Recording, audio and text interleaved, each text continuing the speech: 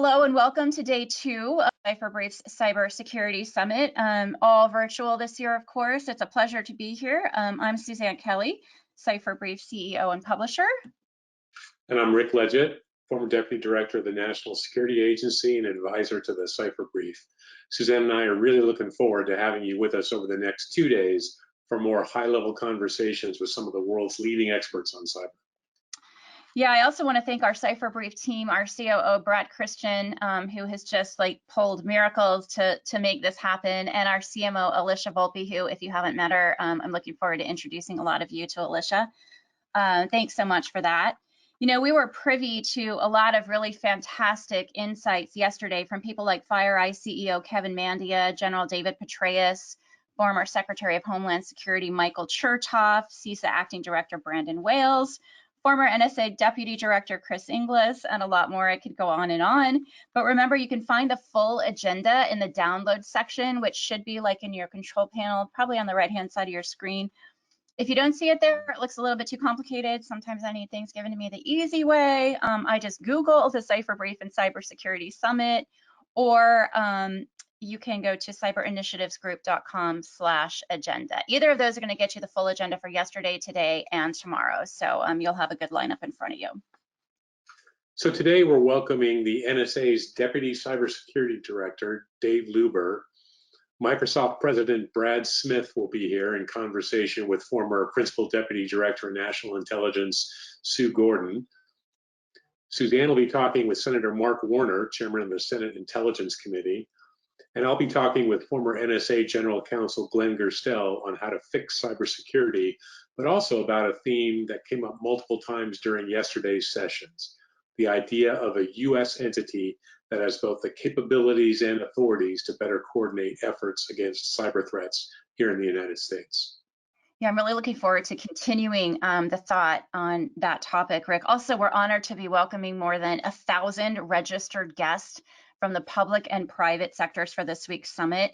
If you want to know a little bit more about who your fellow attendees are, they include folks who are involved in all the aspects of cybersecurity and critical infrastructure security protection, as well as those running global companies, academics, CISOs, thought leaders in this space. If you have comments or questions today, we have a lot of media on the call as well. Please use that question box within the control panel on the right-hand side of your screen. You can always send questions via email as well to Brad at bchristian@thecipherbrief.com. Also, if you're social media inclined, our hashtag is TCB Cyber Summit, and on Twitter, we are at the Cipher Brief. If you're not already a member of the Cipher Brief community, I know many of you are, but many of you are new to the Cipher Brief this week, we'd like to invite you to join. We produce daily content that's driven by national security experts, and we host private members-only briefings on a range of national security topics. You can join the Cipher Brief's member community at thecipherbrief.com/membership. So there were a lot of important issues and creative thoughts put forward yesterday. I like the idea from Kelly Bissell, who's Global Managing Director at Accenture Security, about the need for a centralized security platform provider to make sense of all the noise in cyber and help CISOs better protect their companies. We also talked about the concentration risk that would come with an idea like that. Mm-hmm. And former DHS Secretary Michael Chertoff talked about the global appetite to better secure the supply chain and what that could mean in the coming months. Rick, I thought it was really interesting too. Kevin Mandia, FireEye CEO, of course, told Dave Petraeus that Iran's cyber capabilities have really increased exponentially over the past few years, putting them really on par with China's in terms of nation state capabilities in cyber. What else kind of stood out for you from yesterday's conversation? Well, Suzanne, I really liked the conversation with Chris Inglis and Kieran Martin, where we talked about a variety of things, but chief among them was the strategic view of SolarWinds and Chris's comments as a commissioner on the Solarium Commission on how what the Solarium Commission is recommending actually dovetails nicely with those strategic issues. I thought that was really powerful. Yeah, I think that was a fantastic session as well. I have so many takeaways for follow-ups on a lot of these issues because we're really determined over these next couple of days to keep these conversations moving forward and not just sort of let everybody know how smart we are and move on to the next day's, headline. So that's why we really appreciate everyone taking part in this conference. No one is paid to do this. So we very much appreciate it. Let's just move the conversation forward now. What do you think, Rick? You ready? I'm not getting paid? What? You're I wondered why you were hesitating. Like, no, but we're sharing your talent with the world. Yeah, let's do it. Just like the NSA did. Yeah. Okay, let's move this conversation forward. We're going to start off with 3 very different perspectives on cyber, just to get us all warmed up right now. Dmitry Alperovich is the executive chairman of Silverado Policy Accelerator, and of course, you probably know him better as a co-founder of CrowdStrike. Dmitry, what's top of mind for you these days? All right, can you hear me? Hi, we can. Welcome. All right, great to be with you. Thanks for having me again, Suzanne. Top of mind, well, I think we're actually entering the most dangerous part of cyber conflict that we've ever had. The relationship that we have with 4 of our primary adversaries in cyberspace and beyond, Russia, China, Iran, and North Korea, literally at the worst point they've been since the end of the Cold War. With Russia, of course, not only has President Biden just called President Putin a killer, which, while that may be true, is not something you typically hear in the sort of polite world of international affairs, which resulted in Russia pulling their ambassador and saying that the relationship is potentially irreparably damaged. Of course, this is in the context of the Navalny poisoning, escalation in sanctions. It seems like there's been a complete breakdown in the US-Russia relationship, which just incentivizes them to do more harmful operations to us going forward. The DNI report, of course, highlighted some of the influence campaigns that they were launching throughout the 2020 election. Those are just, child's play compared to what they're really, really capable of. And one of the things that I worry about personally, I recently wrote an article about this, is that if we overreach in our response to the SolarWinds hack, which in my view was actually a responsible espionage campaign directed towards legitimate targets that typically nation states go after, including the US intelligence community in the context of targeting our adversaries. If we overreach, if we escalate sanctions in response to that type of behavior, we're just gonna give Russia a message that no matter what they do, whether it's responsible activity or not, they're going to get hammered, and they're just going to retaliate even stronger and become even less responsible than they've been up till now. So I worry a lot about the escalations that we are likely to see in that domain from them going forward, as they basically see no prospects for improvement in the relationship either with the US or European Union, as those relationships have also disintegrated, and they're much more likely to lash out in all manner of ways, including in cyber. The Chinese relationship, as we saw over the weekend in Anchorage, is also at the worst point it's ever been since the reestablishment of the relationship back in the 70s. And again, I think the Chinese are seeing little prospect for improvement in the near term. They're realizing that the Biden administration in many ways is continuing the policies of the Trump administration and confronting China very strongly in all manner of ways, including human rights and Hong Kong and Taiwan, and of course economic espionage as well. So again, that gives them little incentives to hold back, and I think you're going to see an escalation of campaigns, still limited to espionage, but much more aggressive than we've seen in the past. China is probably unique out of the 4 primary adversaries in that they have not engaged in destructive activities targeted at us or our allies. I don't see that changing in the near term, but something to watch out over the medium to long term as the relationship disintegrates further. And then, when you get to Iran, I'll give a preview. We're of course hosting a cyber war game tomorrow at the Cipher Brief conference, and Iran is a key part of that scenario. So I hope everyone tunes in for that tomorrow morning. And the scenario, I think, is going to be based on a very realistic prospect of Iranian retaliation. When you look at the state of the relationship right now, you've got an election that's coming up in Iran this summer. They're unlikely to rejoin JCPOA before then, and we've seen them continue to lash out, mining ships orchestrating terrorist attacks and attacking U.S. forces in the Middle East.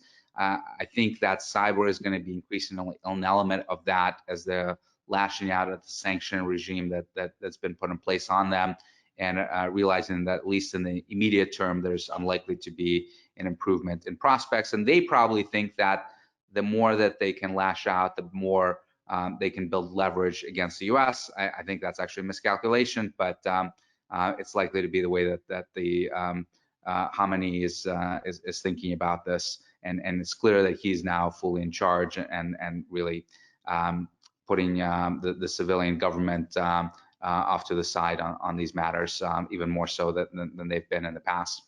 And North Korea, again, is testing us. They've just launched their first missile test yesterday to test the Biden administration.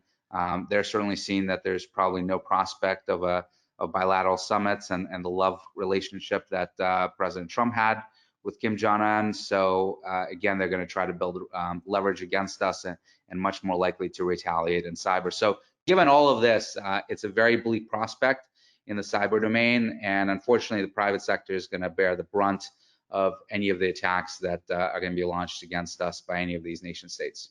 Yeah, I think we heard Kelly Bissell mention that yesterday too, that the private sector is really stuck in between, geopolitical issues between nation states without a place to escape. So I want to follow up on that. And then also, Dimitri, part of this conference is bringing leaders together, but you can't do this once a year. So we're going to continue to schedule sessions around some of the issues that are brought up. And I love what you said about incentive. So we should talk about maybe hosting a joint separate session on that with your new company, Silverado Policy Accelerator, as we move forward. And we're looking forward to that exercise tomorrow with an all-star team, playing in roles from National Security Advisor to DNI to others. So thanks very much for that. And we'll come back to you tomorrow. Thanks, Dimitri. Thank you, Suzanne. Take care. So Frank Saluto is the director of the McCrary Institute for Cyber and Critical Infrastructure Security at Auburn University. So Frank, welcome. Can you give us your thoughts on today's most pressing issues as you see them? Absolutely, and thank you, Rick and Suzanne, and kudos to you for a great event. Thrilled to be part of it. Also thrilled to be able to share a couple thoughts with your audience, and also with my two colleagues, Dimitri and Jim, who are much smarter than I am. So for the sake of trying to maybe bring up a couple of different points, I want to maybe go in a little different direction than Dimitri, and perhaps Jim will pivot even in a third direction. But he sort of mentioned if we overreach, he's worried about SolarWinds. I'm worried about underreaching as well. I mean, for way too long, our adversaries have had run of the field, and we have not imposed consequences and cost on bad behavior. Whether it's a legitimate espionage campaign, I think it's too early to tell, to be absolutely honest. If you can exploit, you can also attack if your intent is there to do so. So I think we're still in the early stages of the actual investigation of what did and did not happen. And I just urge that at some point we've got to stop blaming the victims and start imposing consequences on bad cyber behavior. And by the way, it's not just Russia, it's everyone else watching how we respond in terms of what that means for trying to induce changes in their bad cyber behavior. So, I mean, early on, the administration has two huge litmus tests. I mean, right out of the gate, two advanced persistent threats. You've got, you're on the heels of SolarWinds, and then Hafnium and the Microsoft Exchange hack. I mean, you can't get two bigger APTs than Russia and China. And I know Chris Inglis spoke yesterday, and we have the privilege to be commissioners on the Solarium Commission, so I'm sure he shared some of our priorities there. But one of the things that we emphasized in our first report was the need to genuinely articulate a cyber deterrent strategy. And to me, you don't deter cyber. You deter actors from engaging in cyber activity. What works with Russia may not work with North Korea. What works in Pyongyang may not work in Tehran. What works in Tehran may not work in Moscow, and none of which may work with transnational criminal organizations, which, if you look at their capabilities, they're exponentially better. In fact, 3 years ago, the capabilities they're utilizing right now would have only been in the hands of national security types, and whether foreign intelligence services or foreign military. So I do think right now you've got two big litmus tests. You've got two big opportunities to shape how you hope your cyber responses will be. In an ideal world, you don't let the adversary define that. As we're doing, we're responding to. We want to be able to take that up level and articulate it further. So first order business in my eyes, this may not be sexy, but get the right people in the right seats. We have some great talent right now that the new administration has brought in on cyber. I mean, Ann Newberg is a rock star. She's doing great work, and so many others. But we need that CISA position filled, because CISA is at the it's the belly button of a lot of these activities. And I don't want to pull from another NSA director, but Keith Alexander had this old bubble chart, which I think is just apropos today as it was 7 years ago. How do you get that triad of FBI, CISA, and NSA, and particularly the new cybersecurity director at NSA? And once you figure out that triad, I think you're going to start seeing a lot of the pieces come into place. Another early priority, I think, for the new administration is, and Congress needs to act on this, is let's get some data breach notification laws going here. Cyber incident reporting light, at the very least, certainly as pertains to the most critical of our critical infrastructure sectors. Electricity, telecommunications, financial services, and the like. And I do feel that if these two breaches certainly made that loud and clear, that we need to lean forward. FireEye did lean forward, which was great, but we need to make sure that some of that information sharing is in fact occurring. Second priority for me, which I think I'll probably be alone in, I think we've got to translate. I mean, I've been talking public-private partnerships for 20 years around cyber plus. Let's translate the nouns into the verbs. Let's figure out what we really want to accomplish and what it will take to accomplish that mission. And to me, I consider it's much more than just information sharing. I want to see joint collaborative cyber environments where you literally have public-private sector working hand in glove to not only get the intelligence requirement setting process. Rick's been around this a lot in terms of what the private sector's needs are. I mean, actually get in the field and let's start doing some things together more actively. And I think there is some emphasis there, because as you mentioned, both of you mentioned, the private sector is going to pay for the real or perceived sins of the US government. So at the end of the day, not many companies went into business thinking they had to defend against militaries. So how do we get around that? I think we have to take it to a whole nother level, translate the nouns into verbs and get things done. Bottom line in all of this, cyber can't be treated in isolation of the broader geopolitical environment we're living in. I mean, it's just one piece of that. And priorities to try to pass the Cyber Diplomacy Act, for example, to ensure that the diplomatic efforts are prioritized, to work with the private sector.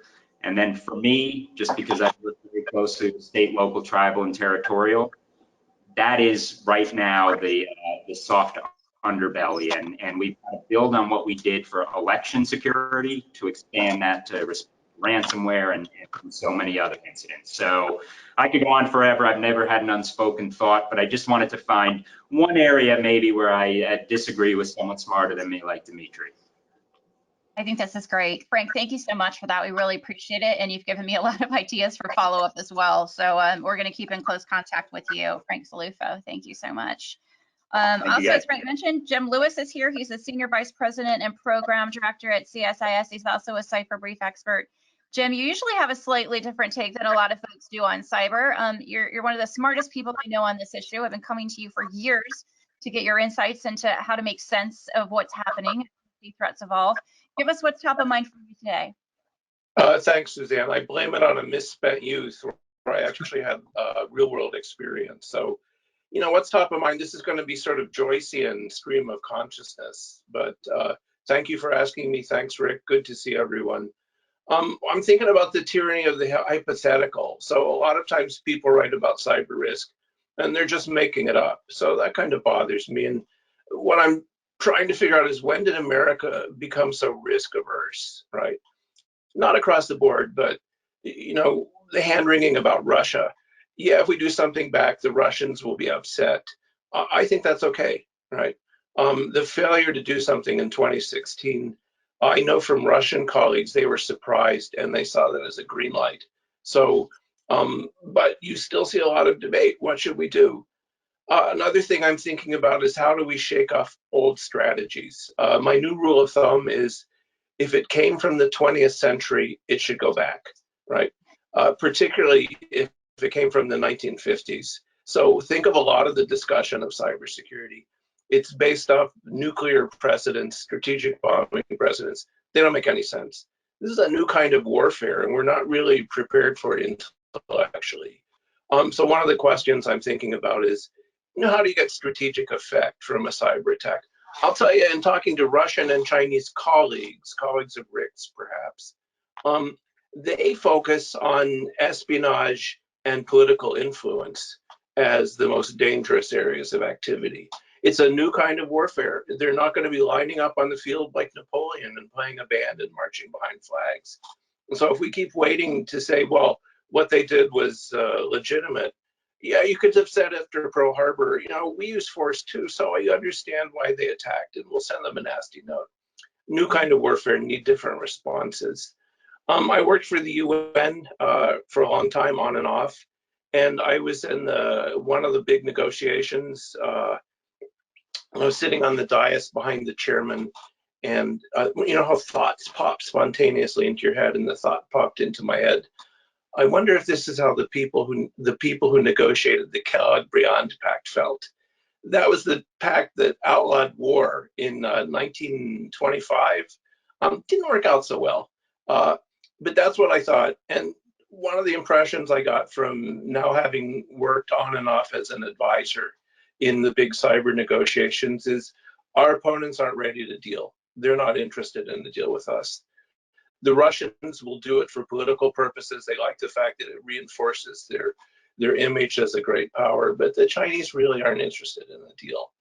There's room for some deal out there, but we haven't defined it. And so one of the questions I'm thinking about is, if your major opponents do not want to come to some agreement, and they do not, I've talked to them this month, if they don't want to come to an agreement, how do you change that? And so that's a hard diplomatic problem. I think the Biden administration is on the right track, and they've done some good things, but we have a lot of work to do. On that note, how do you develop a collective response to cyber aggression? This is affected by all the other things, our love of old strategies, our hand-wringing, our risk aversion.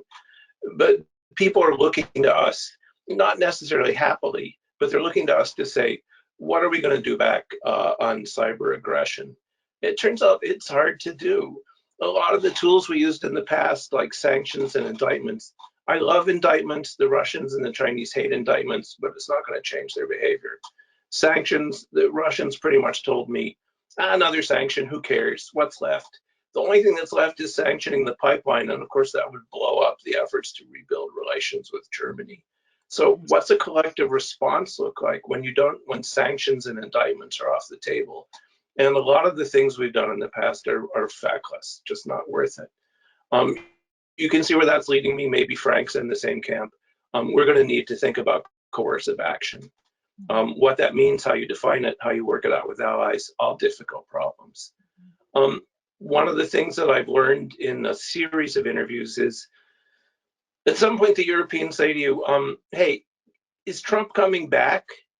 Because if Trump's coming back, they're not going to want to work with us as closely as in the past. And so when will the Europeans forgive us for Trump? We basically sat on the sidelines for 4 years. I just had a conversation with a NATO ally this morning, and they said, what are you guys doing? You haven't made any progress. So interesting thought.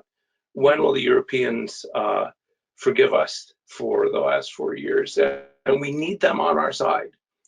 Final thought, we're still not serious about cybersecurity. Everyone talks about it and they know how to spell it, which is an improvement from 10 years ago. But if you look at survey data from corporations, if you look at SolarWinds, I think Chris and I were in a briefing on SolarWinds where it turns out people don't encrypt data, they don't use multi-factor authentication, they don't do the basics, right? And so when you look at how many companies have response plans, how many companies do something serious about the threat, when you look at agencies, we're still not serious about cybersecurity. Now, I'm hopeful that there's a executive order in preparation at the White House that will change some of that. It's looking at federal organization. It's looking at requiring agencies to adopt best practices.